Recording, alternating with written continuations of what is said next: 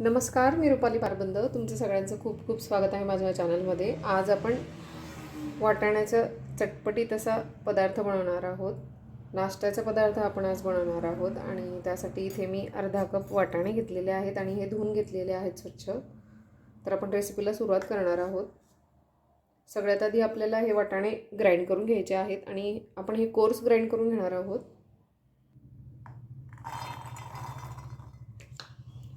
आणि हे पाणी न घालता मी ग्राइंड करून घेते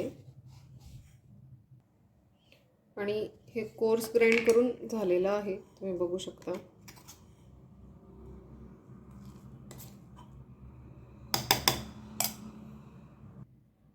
आणि इथे 1 कप पोहे घेतलेले आहेत, ते आपण स्वच्छ धुवून घेणार आहोत.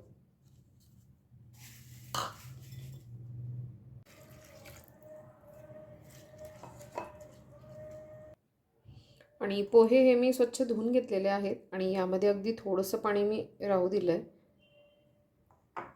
म्हणजे हे छान सोक होतील पोहे आणि मऊ होतील. आणि पोहे हे छान मऊ झालेले आहेत, तुम्ही बघू शकता. त्यामध्ये आपण ग्राइंड केलेले वाटाणे घालून देणार आहोत. हे मिक्सचर आपण यामध्ये मिक्स करणार आहोत.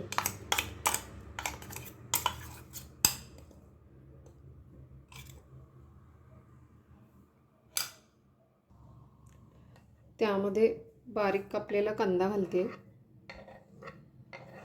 आणि इन्ग्रेडियंटची लिस्ट मी व्हिडिओमध्ये दिलेली आहे, ती तुम्ही चेक करू शकता. बारीक कापलेला कोथिंबीर,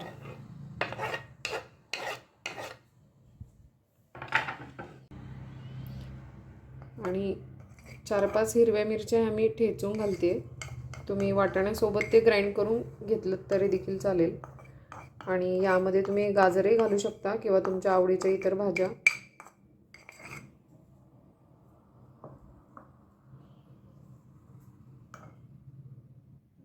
त्यामध्ये अगदी थोडीशी हळद घालते.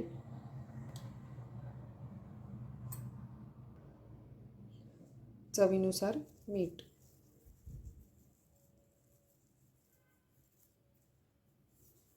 आणि हे छान मिक्स करून घ्यायचं आहे आपल्याला.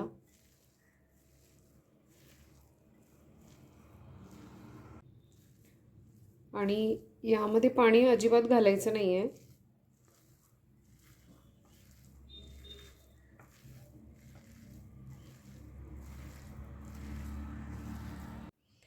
आणि हाताला मी थोडंसं तेल लावून घेतलं आहे. आपण याचे पॅटीस बनवून घेणार आहोत.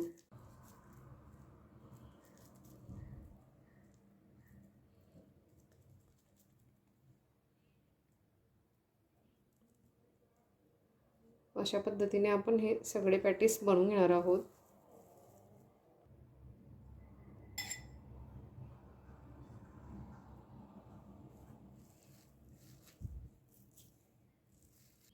पॅटीस हे तयार आहेत. आपण आता शालो फ्राय करून घेणार आहोत. आणि इथं पॅनमध्ये आपण तेल घालून देणार आहोत. हे तुम्ही डीप फ्राय देखील करू शकता.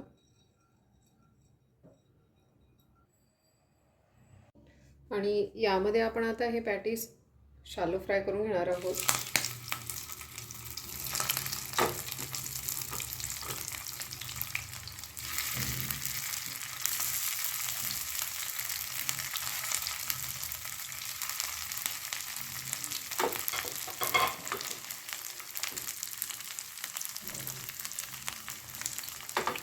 आणि हे दोन्ही बाजूने आपल्याला खमंग शेकून घ्यायचे आहेत, तेलामध्ये फ्राय करून घ्यायचे आहेत, शालो फ्राय.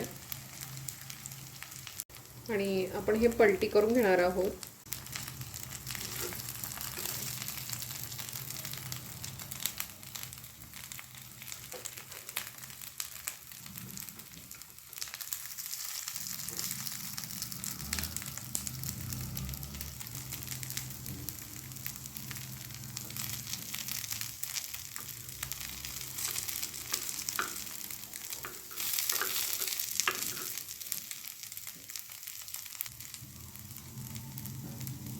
आणि हे दुसऱ्या बाजूने सुद्धा आपल्याला छान खमंग फ्राय करून घ्यायचे आहेत.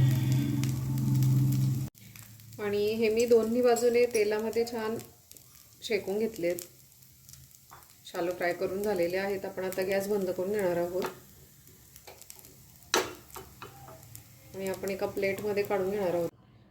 आणि चटपटीत असे मटर पोह्यांचे पॅटीस हे तयार आहेत. आजची ही रेसिपी तुम्हाला आवडली असेल तर लाईक, शेअर आणि सबस्क्राईब करायला विसरू नका. पुन्हा भेटू असाच एका छानशा रेसिपीसोबत. तोपर्यंत बाय.